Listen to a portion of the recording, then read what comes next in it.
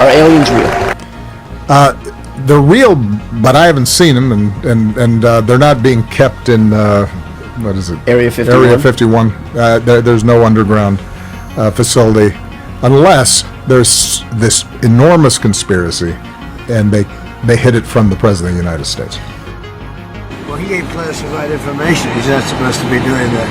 You know? So aliens are real. Well, I don't know if they're real or not. I can tell you he gave classified information. He's not supposed to be doing that. What was He made a big mistake. Well, Barack Obama later clarified he was guessing, stating the chances we've been visited by aliens is low, and I saw no evidence during my presidency that extraterrestrials have made contact with us. Really? Ito, pakinggan natin yung mga paliwanag natin makasamahan na nag-react tungkol dito sa direktiba ni President Donald J. Trump to release the X-Files. Alright? Magandang gabi sa usapin ng sinasabing pag-i-release sa pagsasapubliko ng mga files tungkol sa mga extraterrestrials, mga alien, ay masasabing wag tayong, kumbaga sumayad lang tayo sa sinasabing hopefully optimistic o optimism at medyo may halong skepticism. Ito ay sa dahilang sa track record ng mga nire-release ng mga nakaraang mga buwan at taon ng administrasyon ng White House ngayon ni Donald Trump, masasabing so that kagaya lang nung JFK files, no? Wala namang ganong nirelease na medyo bago o pasabog ang nasabing administrasyon nung nirelease yung mga file. Kumbaga siguro mga maliliit lang na mga detalye ang nakita na dagdag. Walang ganong dagdag na impormasyong na ilabas, kundi masabi ng pangalan lang siya, no, safe disclosure. Walang ganong, siguro yung iba redacted pa at hindi natin nasabing mga bago-bago na impormasyon na that we're gonna shed some new light sa mga nangyari at the fateful days sa Dallas, Texas noong 1963, November 22, nasasinate si Pangulong JFK. So masasabi natin dito sa sinasabing mainstream disclosure na paparating sa mga darating na araw ni Donald Trump, hindi tayo makakaasa na ilalabas niya yung, kumbaga, hinahanap natin ng mga ufologists, ng mga umaasa na baka ito na yung sinasabing major cosmic disclosure, floodgates of cosmic disclosure ay mabubuksan ng tuluyan. At isa pa sa dahilan yan ay isa pang referensya ay yung sa Epstein files. Nilabas tong Epstein files na itong mga nakaraang mga buwan, mga linggo, nilabas lang nila ay ang siguro mga pangyayari, pero karamihan ng mga personalidad ay redacted o kumbaga black out na hindi may sa publiko. Ito ay sa kadahilan lang, syempre gusto lang protektahan yung mga personalidad na malay mo baka nasa pamahalaan pa, nasa administrasyon pa ni Donald, mga kapanalagyan, mga kaalyansa, no? So ayaw niya silang mapakobol. Baka siguro ginamit lang nila leverage yung laban sa mga kalaban niyang political na Democrat. So makikita natin napakadaming political angle itong sinasabing mainstream disclosure na to, no? Siguro kung ano lang sa kanya, yung kung makaka-advantage sa Republican Party niya, go ahead, i-disclose natin. Pero kung makakasama sa Republican Party, ay wag muna. Safe on tayo. Kumbaga, playing safe muna. Wag muna tayong either control disclosure, redacted yung mga detalye ng mga mahalaga mga personalidad, o kung siguro makaka-incriminate ito sa mga kalaban niyang kapartido na mga taga-Democrat, sige, go ahead, by all means, sige, natin yan. Ilabas natin yan. Alam niyo na yun eh. Yun yung mga larong politiko, larong political na sa Pilipinas. Hindi na iiba dito sa US. Kumbaga, mas ano pa nga dito eh. Lahat dito sa US political na. So, napakadami ko nakikitang political motivation dito sa sinasabing cosmic disclosure ni Donald Trump, no? Kasi nakita pa nga akong artikulo na sinend ko yung link kay Mr. Ray Sibayan na sinasabing narinig niya nung isang gabi si Barack, si Obama, no, aka ang tawag sa kanya dito mga ufologists is Barry Soetoro, yun yung tunay niyang pangalan. So tong si Barry Soetoro, inamin niya na yung naniniwala siya sa mga ET na aliens pati, pero hindi do sa nakita, not necessarily inside S4, Sector 4, yung sinasabi dito Area 51 sa Groom Lake, Nevada. Sinasabing naniniwala siya sa mga, alam mo na, nagpapakita siya sa mga skeptical in the general context na magpapakita sa'yo na hindi lang tayo ang intelligent life sa buong cosmos, na doon lang yung sinabi sa konteksto na may posibilidad na magpakita o mayroong magpapakita ng mga drones na taga-ibang civilization, interstellar civilization o intergalactic civilization, pero hindi sa konteksto na magpapakit na meron siya na isisiwalat niya galing doon sa mga still classified ng mga lokasyon o mga hangar.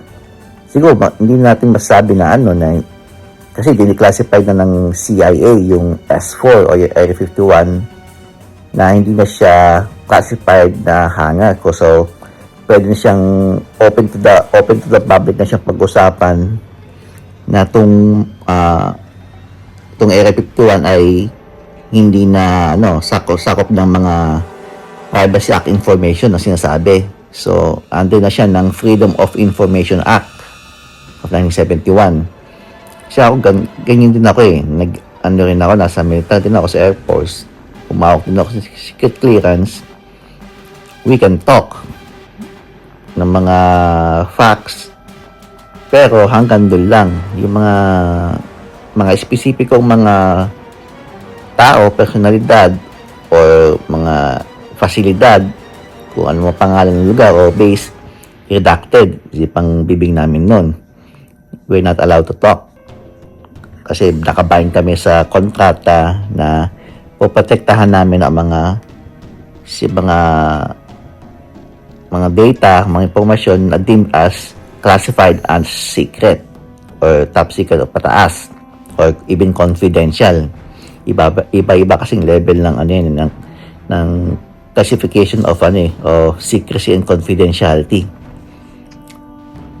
So ganito rin dito sa Trump administration kay Donald, siguro ang motivation niya ay pantayan yung si Barry Soetoro nung paglalabas siya ng mga pag-amin niya. Siguro na rin siya na dala rin na yung silakbo ng damdamin na nahamon din siya, na motivate siya, na challenge siya pumudin. Sige ako, maglabas si Barry, sige, maglalabas din ako. Pero yung ilalabas kong impormasyon, mas daring, mas bold, mas detalya, kung saan ang galing, ilalabas natin sa tatanungin ko ang War Department ng sinabi niya o Department of Defense. Kasi tawag namin doon sa Department of Defense. Hindi pa ako nakakarinig nung War Department. Siguro pareha lang yun. One in the same thing. Yun nga lang, doon nagkatalo, doon nagkaiba na hindi merong mga batas ang militar sa military tribunal or yung mga classification na maglalabas ka ng ganitong mga siguro malalalim na gusto niya ilabas, mga high level na mga event, ng mga insidente, ng mga secret space program. Ewan ko lang kung masasakop yung sinasabing secret space program, napakalabo nun.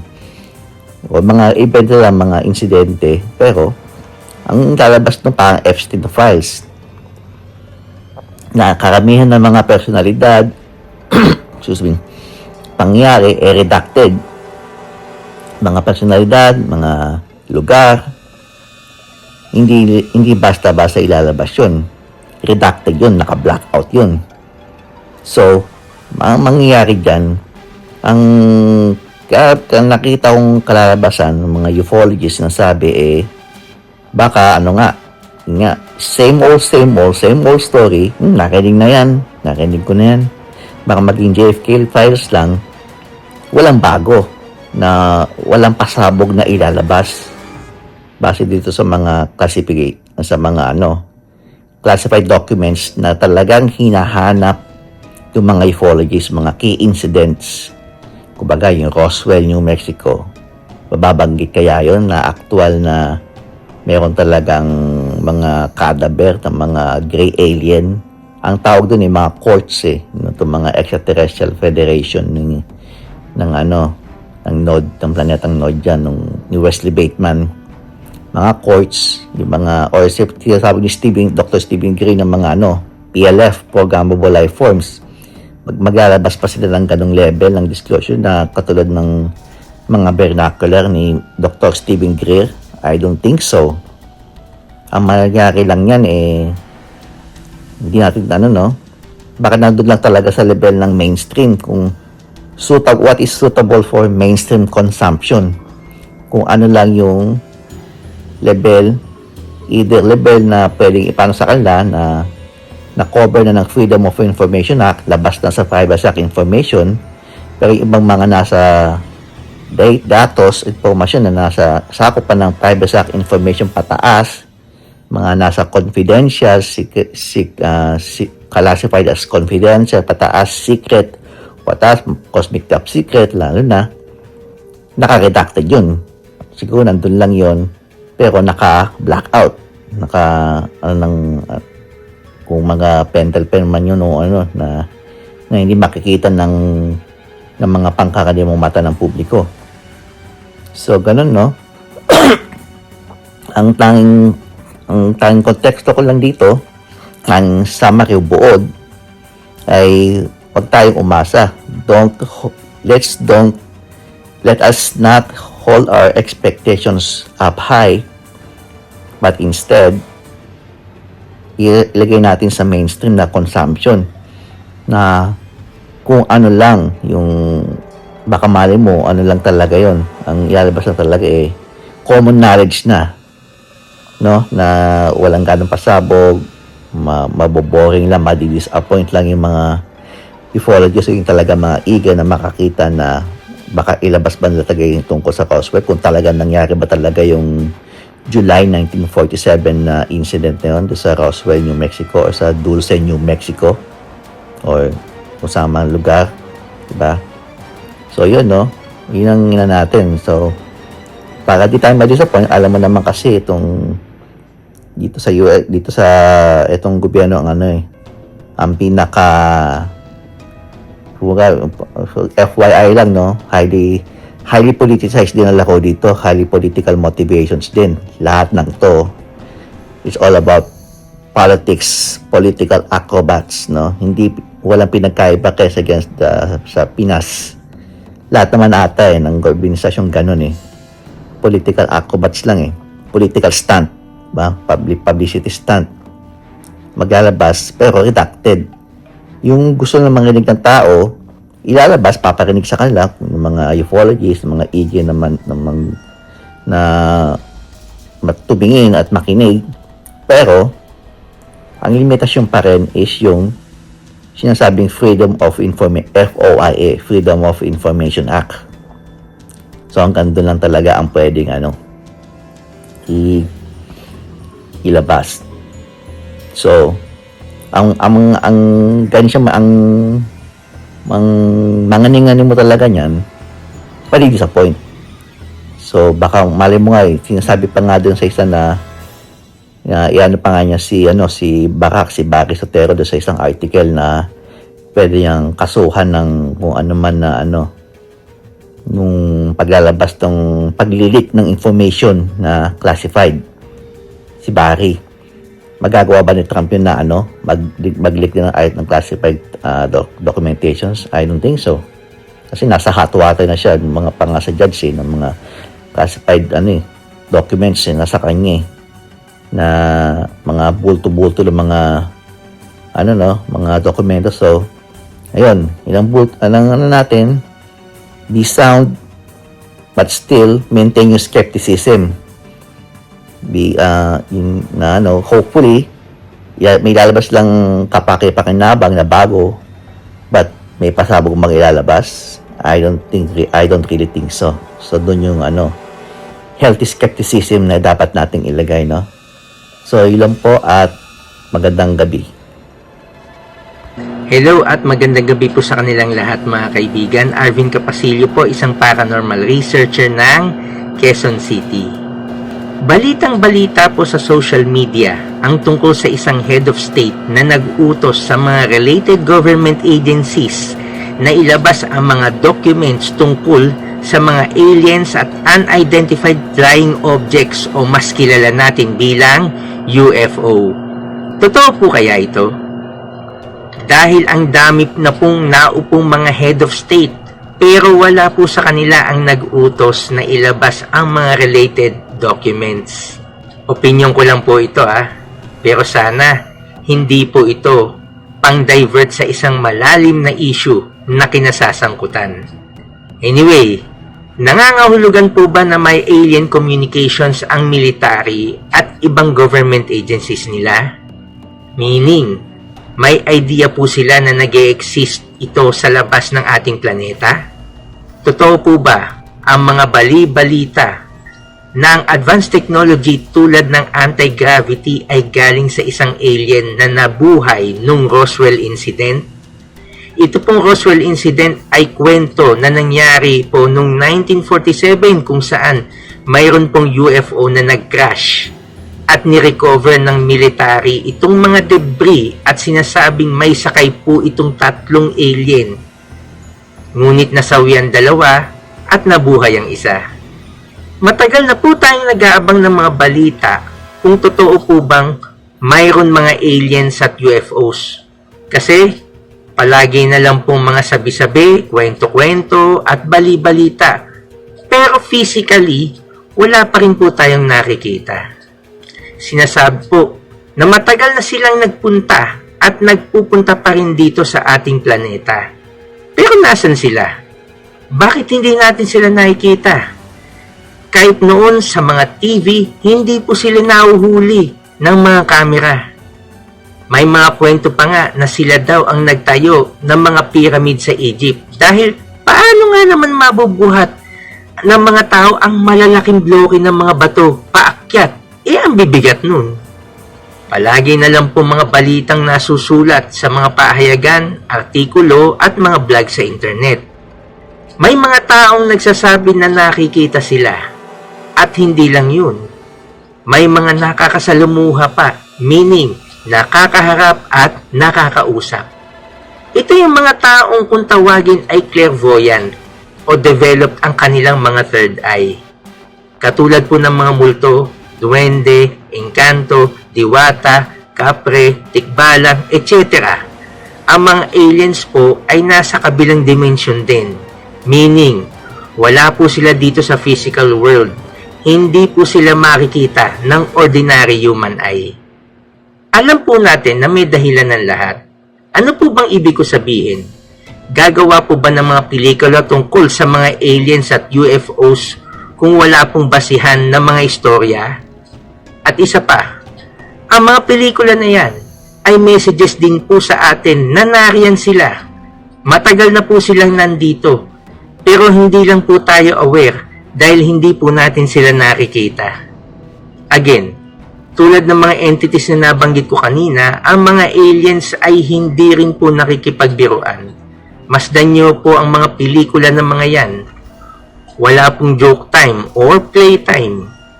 Puro mga serious events, lalong-lalo na po diba mga pelikula ng mga multo. Puro mga seryoso. Hindi lang yung event kundi pati mukha nila. At the same time, itong mga aliens na to, sasakupin po ba tayo tulad ng mga nasa pelikula? Or kaya po sila nandito para makipagtulungan? Sa paanong paraan? One is to prevent a nuclear war.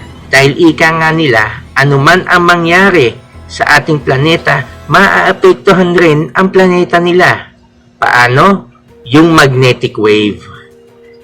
And secondly, they also serve as guides tulad ng ibang entities, keeping the nature alive. Nalalayo na daw tayo sa nature, kaya pinapaalala rin po nila na bumalik tayo sa nature at mahalin natin ang ating planeta. Basta usapang alien, wag po tayong magpanik, wag po tayong matakot. Bagkus, magsaliksik po tayo para alamin kung dapat po ba tayong matakot or hindi. Yung negative at positive side ng story, alamin din po natin. Kaya kung binabalak po nila na ilabas sa mga documents tungkol sa mga aliens at UFOs, aba gawin na nila. Huwag na silang magpatumpik-tumpik, tuparin nila, bilisan nila, at matagal ng curious ang madla kung talaga bang nag-e-exist sila, kung matagal na silang may pakikipagsalamuha sa kanila, at kung totoong yung mga advanced technology nila ay tinuturo ng mga aliens sa kanila. Magiging malaking issue ito na pwedeng magbago ng mindset ng mga tao tungkol sa mga aliens at UFOs. Yun lang po mga kaibigan, pero bago po ako magpaalam, gusto ko muna pong batiin ng happy birthday ang aking mother-in-law, Frida Ocampo Galang ng Caloocan City. Magandang gabi din po sa nanay ko, Maria Rosana Capasilio ng Mandaluyong City. At magandang gabi po sa Grade 8 Fleming ng Quezon City Science High School. Maraming po salamat sa inyong lahat, sa inyong panahon, sa inyong pakikinig. God bless po. Magandang gabi po. So yan, ang ating discussion tonight tungkol sa existence of the extraterrestrial beings, alien encounters, UFO sightings at iba pa. Ayaw ko magbigay ng conclusion tungkol dito. But we have different opinions, we have different ideas, we have different knowledge, we have different biases, di ba? Pero ako, I would suggest that we have to respect other people's opinion, other people's experience. Kasi yun ang experience nila. Tulad ko, meron akong sariling experience, meron akong sariling nakita, meron akong sariling na-feel. I also have the chance to communicate with other beings through channeling. So you don't have to judge me. Wala kayong dapat na i-judge sa akin because it is my experience. And I also respect other people's experience. Iyan ang purpose ng ating programa Gabi na Misteryo. Now, nasa sa inyo na po ang conclusion. If you believe or not aliens exist, ang ating kasing nakasanayan to cease to believe. Of course, ako, nakakita na ako, so I also believe that they exist. Mayroon tayong communication with them. So yon, we can respect and we can share ideas about this. Pero aabangan natin itong gagawin ni President Trump ng US if seryoso siya doon sa kanyang sinabi. It's about time to release all the information, records about the existence, about the alien encounters. Matagal na to, 1947 sinasabi nagkaroon ng crash ng UFO sa Roswell, dyan sa New Mexico, sa Amerika, and some other parts of the world na merong mga ganitong mga sightings. Ito rin sa Pilipinas, lalo na, meron din tayong mga sightings dito na documented na. And may mga witnesses, especially mga landing of UFOs in Leyte, na nakakita mga bata. Binalikan yan, ng mga reporter at talagang consistent pa rin sila hanggang sa ngayon. May mga edad na sila na nakakita sila ng mga alien beings, may lumapag na UFO dyan sa Leyte. And some other parts of the Philippines na talaga may mga sightings of unidentified flying objects or spaceship, alien spaceship. And iba naman, they met these beings through dreams or through astral projection or astral travel. So, iniiwan ko po ang isang magandang mensahe sa ating lahat. Whether we believe they exist or not, sa lawak ng buong kalawakan, I don't believe na tayo lang ang tao, tayo lang ang nilalang ng buong lumikha na nakatira sa isa lang planeta. Remember, the universe is so vast. Maraming mga planets, maraming mga universe, maraming mga solar system. So it is impossible na tayo lang ang nag-exist. Maybe other beings, they exist in other realities or other dimensions, not physical. So it's up to you. Maraming salamat po sa matumutok sa ating Gabi ng Misteryo, and lagi po ninyong tutukan ang ating programa dito sa DZRH 10 to 11 p.m. Kaya wala nga absent tuwing Sabado. See you all. Gabi ng Misteryo.